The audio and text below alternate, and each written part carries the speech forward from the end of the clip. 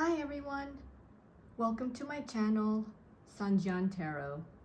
For this unboxing video, I have Uno in the Sun by Sengia Lite. I have no idea who the artist is. So this was a Kickstarter from August 30th, 2025 to September 20, 2025. And I received my pledge rewards on November 12, 2025. And the tier I pledged for was just this deck, which was the Luxe Radiant version. There were other versions. I think there was a standard and I think pocket version of this deck also. But I pledged only for this Luxe Radiant version. Looks like I got number, I'm trying to read it, 304. Okay, so this is a numbered version. If you can see that, it does say 304 with the sticker at the bottom.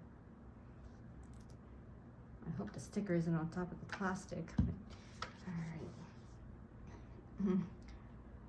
So Sengia Lite published other decks.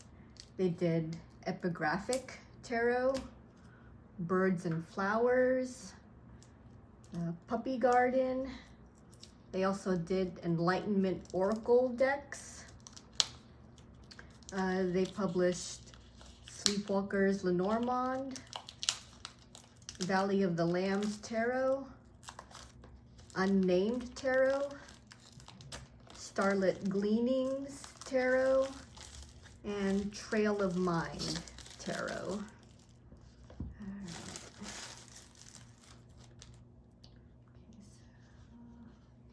Here is front and the back. Okay. Yeah, okay. So I don't know if you could see the numbering. It says 304 on the sticker. All right, and let's see. I don't know if you'll be able to see the little quote on the side. It's very, very light. For some reason, matches the color of the deck. I don't know why. Yeah, there we go. Uno in the Sun. All right. Okay. All right. So magnetic. Ooh, wraparound box. Okay. All right. And the guide is supposed to be in English. English guide. Oh, yeah. Okay, this is a fully English guide in color. All right. And it looks like the descriptions are based on the artwork of the cards.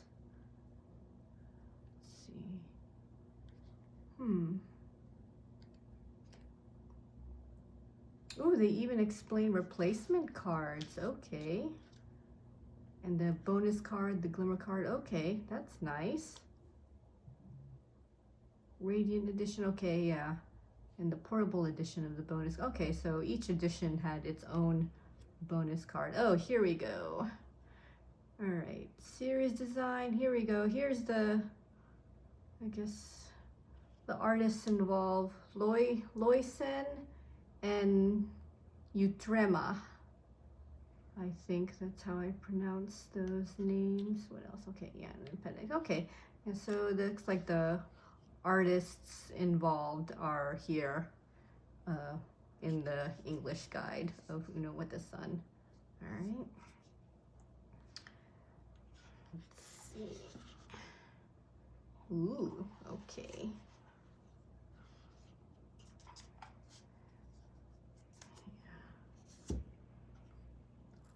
All right, yeah, this is, I like these types of magnetic box that kind of like wrap all the way around.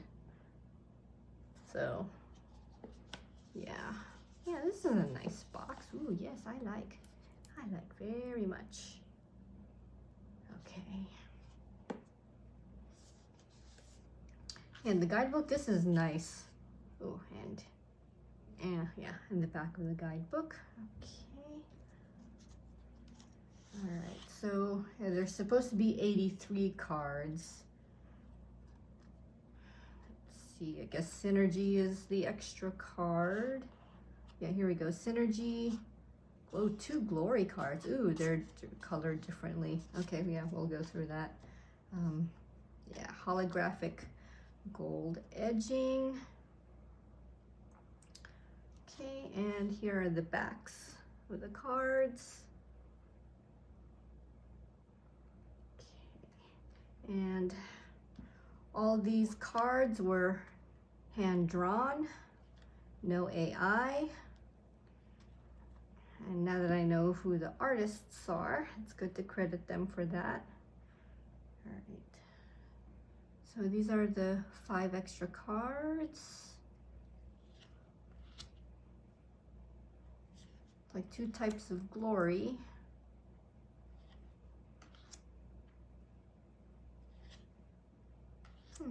Thought there was, did I miscount? Thought they said 83 cards. Huh. Maybe I was misinformed. Anyway, that's what the campaign said. 83 cards. And then I'm supposed to see a deck number card. So.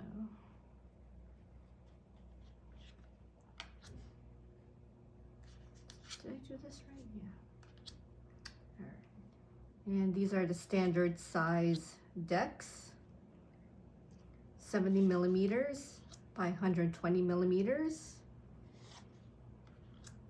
The cardstock is 330 GSM. Black core. And the finish is called a slip oil varnish. I have no idea what the texture is.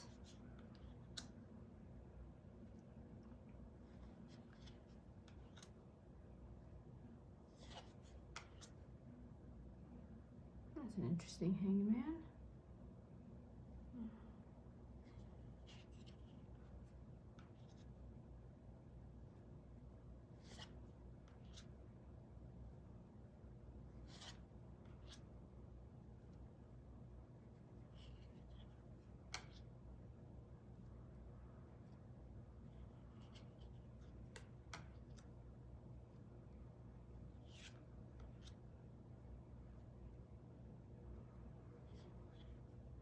Oh, there's the extra card. Okay. It's 2 types of moon cards. That must be the 5th card that wasn't at the front. Okay, so 2 types of moon cards.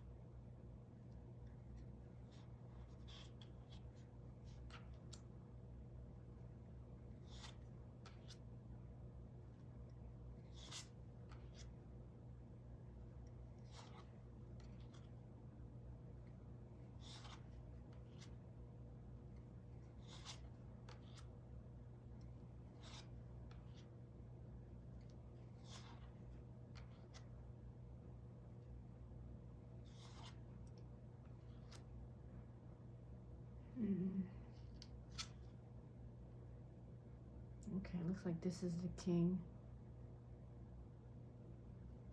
And this one's the queen. Yeah, they changed the titles for king and queen, and they actually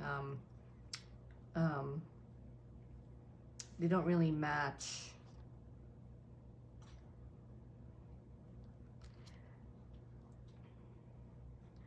I'm already noticing how while these are borderless, I'm not sure if I can really call them borderless, since there's this edging here, and then all the artwork is all in this little oval center.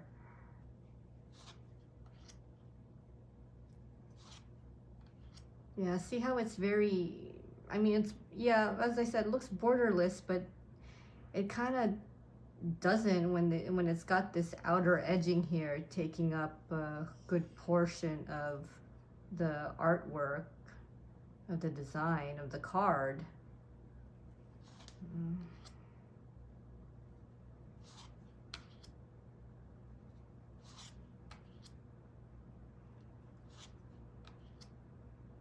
The artwork itself is fine. It's just this big border that seems to be taking up much of the card and just, I don't know, covering up what the artwork may look like if it actually filled the whole card.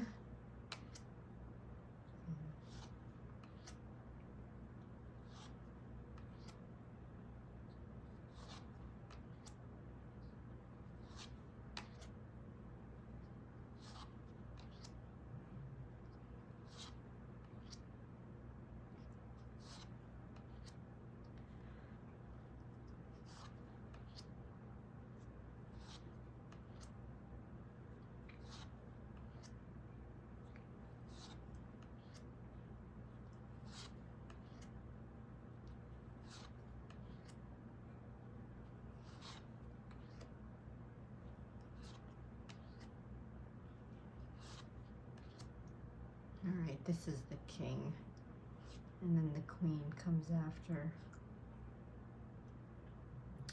Yeah, so there are some slight Rider-Waite-Smith differences, and that has to do with what the artist named as king and queen.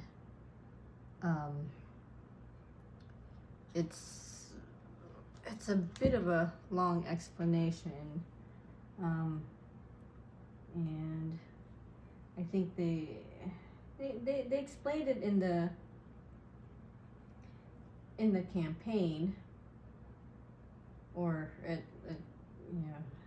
least they sent me a private message about it too, because I noticed the differences of the kings and queens. It's no longer king and queen, it's called ruler and episcope. I think I'm pronouncing that correctly. So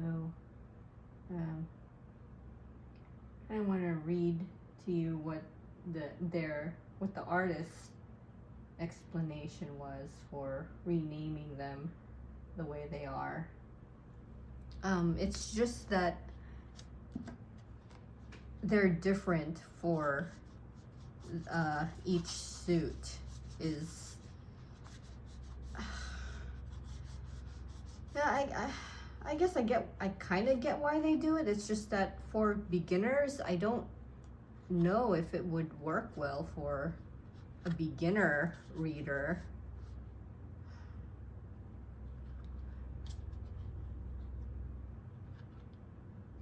So yeah, here they are.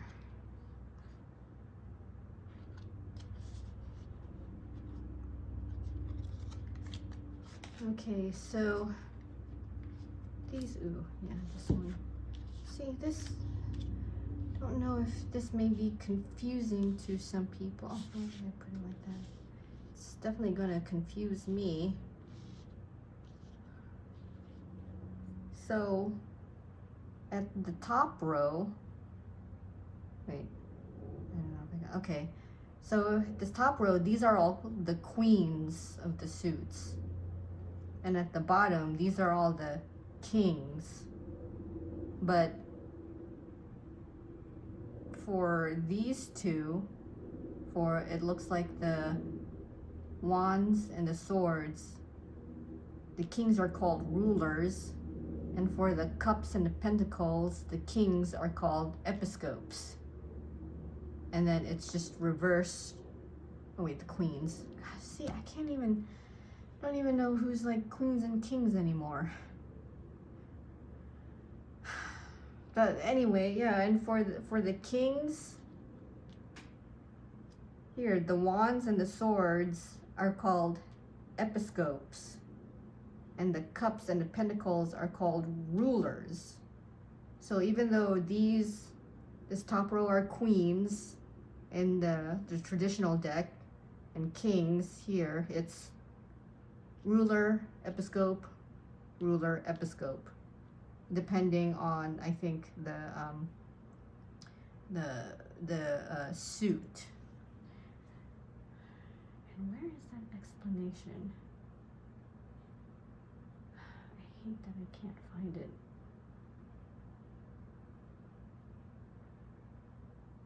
I just feel like I should read to you what the explanation is straight from the artist. So according to the creator, the authors explain their choice. It's completely normal to feel confused by this adaptation at first, but once you let go of the necessity of correspondence, it all becomes much clearer. In actual use, you'll find that the card imagery and meaning haven't changed at all, so the naming doesn't interfere with interpretation. What has been removed is the old dual binding of personality traits with gender and rank. Since water and earth are feminine/yin elements, we made the Queen of Cups and Queen of Pentacles the episcopes, which are associated more with the elements than with the elemental forces. Conversely, the fire and air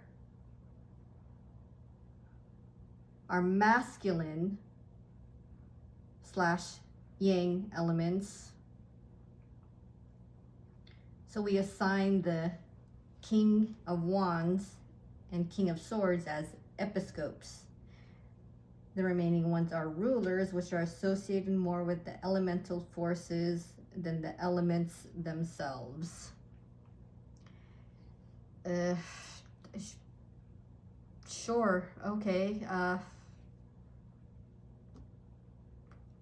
I still don't get it. And in the campaign, it was actually further explained that they wanted to, I know there's an explanation here. All right. God, I hate the app of this.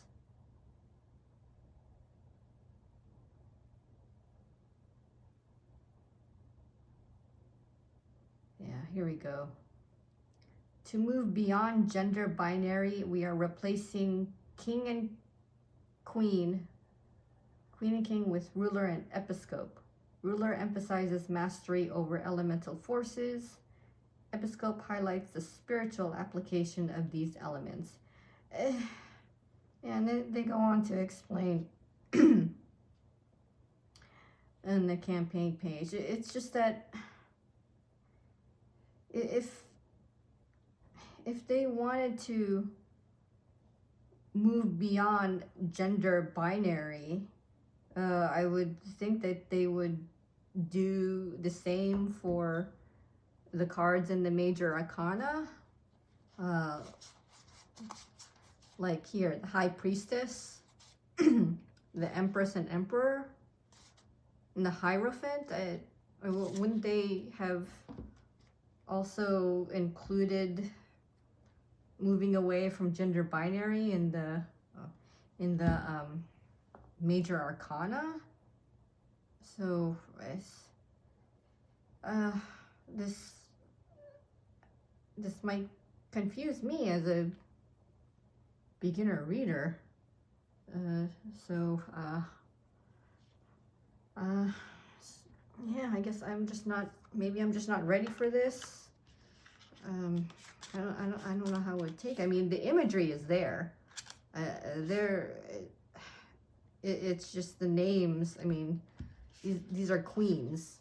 They're both queens. They're both queens, but one says ruler and one says episcope. I guess it just seems like a hassle to have to memorize additional words and meanings for the deck. Anyway, let's move on. Shuffle test, and I still didn't see a deck number card. Yeah, so I don't know what that campaign meant by a deck number card. I'm not sure if that had to do with the different versions of the decks. Maybe the standard version and the portable version received it. So actually, let me check here. Yeah, according to this campaign page, this Luxe Radiant version was supposed to include 5 bonus cards, plus a deck number card, plus autograph. So that was not, if that was supposed to be inside this deck, that was not anywhere in here. So I don't know what numbered card and what the autograph is supposed to be. But, you know, well, the guide does describe the artwork in the book. So, I mean, the guide, yeah, the guide describes the artwork and what the artwork symbolizes. And it seems to explain the court cards as a person, because it starts with you, the word you. You arrive in a scorching new world. For the Page of Wands, here, the Knight of Wands, you explore the world with passion. And the Queen of Wands, while you cherish adventure and life's fervor, you know delight in nature's, yes. So they're definitely personifying the court cards. Yeah, King of Wands, you vowed to bring light to all. So, and let's see. All right. Oh boy. Okay. All right. I don't see an explanation for any of these extra cards, actually. For, what is it? Synergy and Glory. I see one for Glimmer. And then they explain they have a replacement moon card. Okay. Looks like the original design of the moon card was supposed to be the red moon, according to the book.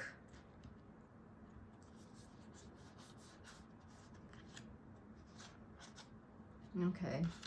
So this red moon is the original design, original artist design, and then they created an alternate moon card.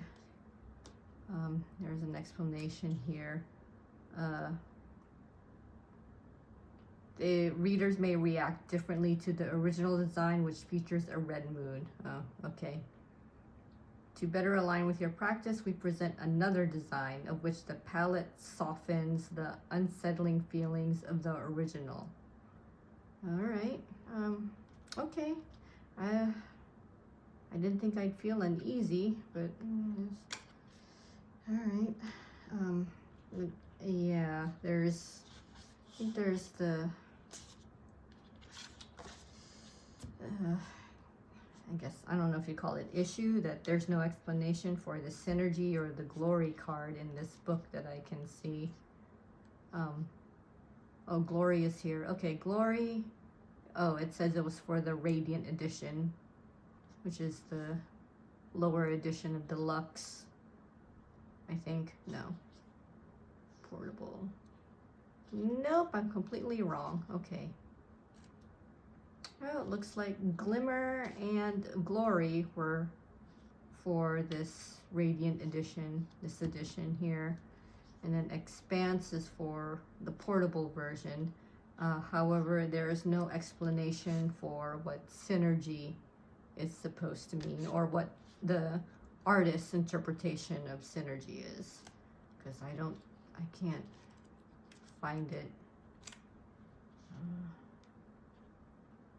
Maybe it's here in the, no, it's not even in the major arcana. All right. Yeah, so like I'll never know what the artist intended Synergy to mean. Let's move on to the shuffle test now. All right. Regular. Oops. Okay. Yeah, if I could shuffle correctly, then yeah. But feels good. Okay. Yeah. Actually, I want to do that one more time.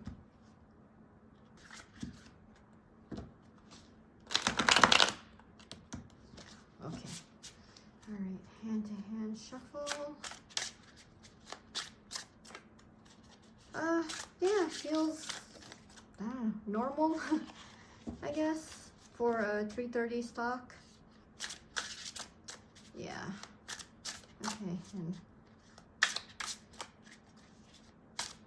yeah, slip oil varnish finish. All right. Okay, so there weren't any stretch goals involved. They did add, I guess, what they called freebies and add-ons instead, which was this altar cloth I got just because I liked the coloring of this altar cloth, so I added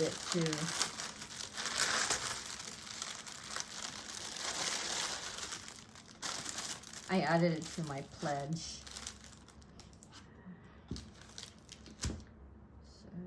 let's see. And that's what it looked like. I don't know which one's up and down, so.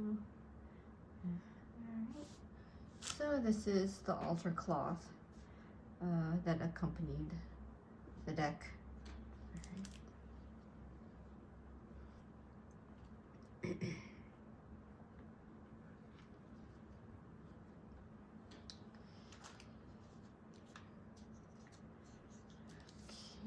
So the freebies were actually dependent on the tier that was pledged. I received these astrology dice, which is basically the 12 signs, a D12, looks like 2 D12s. Okay, and 2 D12s. Okay, and journal stickers here in this. It's the characters of the deck. I don't know if you want to see this. All right. Okay, I received a phone grip, which was a random character on it. So this is the phone grip I got.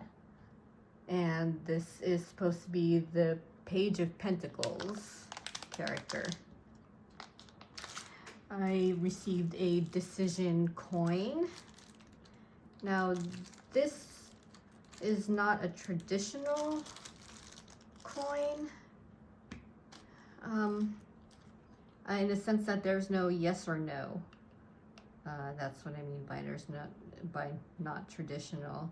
The way to tell the difference is based on the way the character is facing, either left or right. So one side here we have the character facing the left, and then the other side the character faces the right.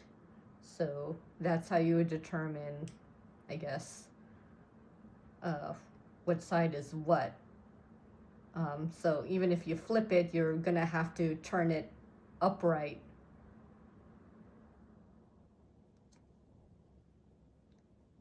to see what the coin says, what decision the coin, or I guess what side the, yeah, so if you flip it and, you know, it's upside down, well, yeah, of course the bird is facing to the right, but if it's upside down, but you'd have to turn the coin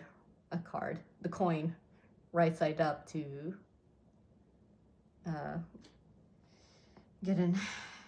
to ensure your answer. Not sure how I feel about that either.